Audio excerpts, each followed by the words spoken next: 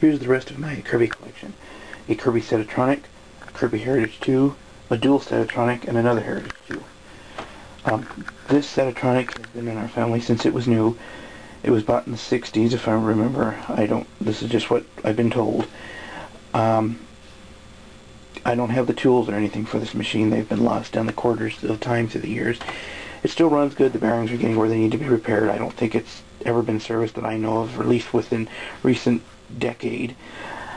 The machine right next to it is a Heritage 2. If you're wondering why the cord's all coiled up, it's because the cord's busted, and either you have to hold the cord in a certain right position for the machine to work, and if you happen to be unlucky enough to touch it wherever it's been broke, it'll zap you so it needs to be repaired. As well as this machine's got a cracked impeller, so it needs some TLC to get running again. Had this machine since I think 87. It was bought new. Have all the attachments for it, including the original warranty card. Just wanted to tell you a little story how we came to have this machine.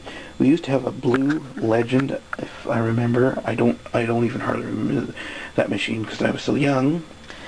Anyway, it ate through belts. Sometimes you'd only get a week out of a belt, and they hated it. They just left it sit in the closet most of the time. I think they had a Hoover. It wasn't a convertible. I don't remember what it was, but I remember that machine. It wasn't until my grandmother had a friend that started selling Kirbys, so he came by, took a look at it, and found out that it had been armature. The reason it was eating through the belts. So he made her a good deal on a new Heritage 2 for the exchange for that machine. Since that machine had very little hours on it, I think she got this for only, I think, $600 or $700 at the time. I still have all the attachments, as I said before in the other video for it, and the warranty and information.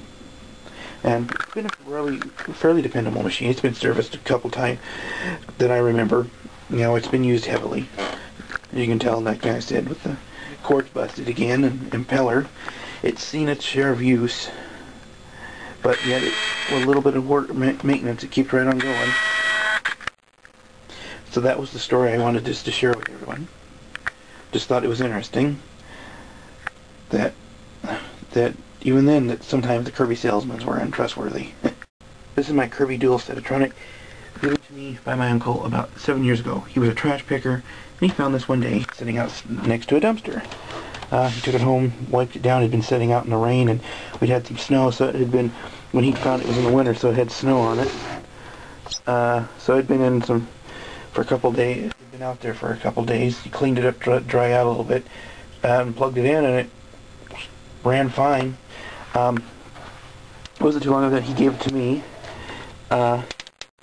and I looked it over, and it looked like it had probably been serviced within a couple of years of it being tossed out. You can see the remains of a service sticker here.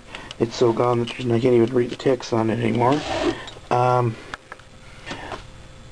This bag, I don't know if this is the original or replacement. It does say the Scott Pfizer on it, but other than that, there's no marks on this bag. So I don't know if it's the original bag with it or replacement. I cleaned the bag on this, replaced the light bulb in here, and wiped down a little bit of steel wool.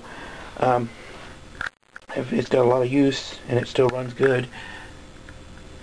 You know, I just don't know why anybody would have tossed it out. It's a good little vacuum. This thing will out clean or easily compete with that Dyson I have, so I don't know why anybody would throw something like this out. But I'm glad my uncle found it, otherwise it would have ended up in a landfill somewhere. Nope, this is my older Kirby. Dual Setatronic. They're good little machines.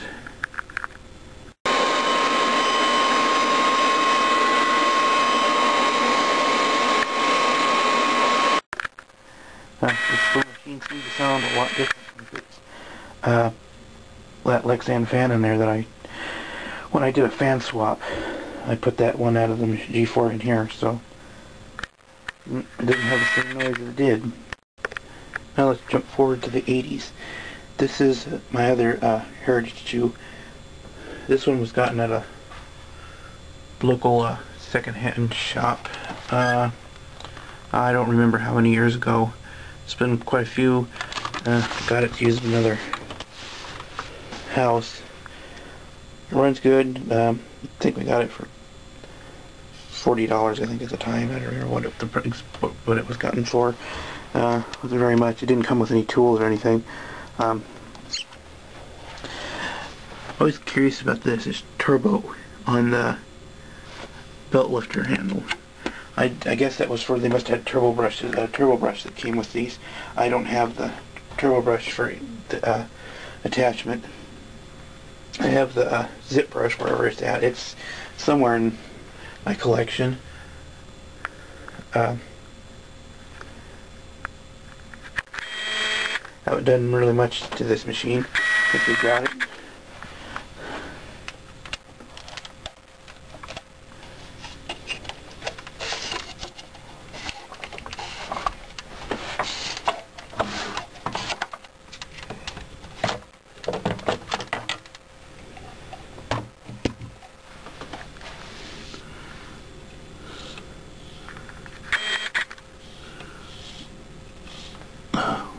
Looks fan, it's getting some wear on it. You can see in there, but it's still in pretty good shape. It's a lot better shape than the other, our original Heritage channel. I have to work on it. Well, this is just this is the other vacuum in my Kirby collection. In the instruction booklet I have, it shows both this mini Imtor and an Imtor with a door on the bottom. What I was wondering is when they, if anybody knows, when they first started going to the disposable bags on Kirbys, both of these machines have the disposable bag system. I didn't know until I started looking in that manual that they did have the Imtor with the door on the bottom. So I was just curious if anybody knew what was when they started strictly going to the disposable bags.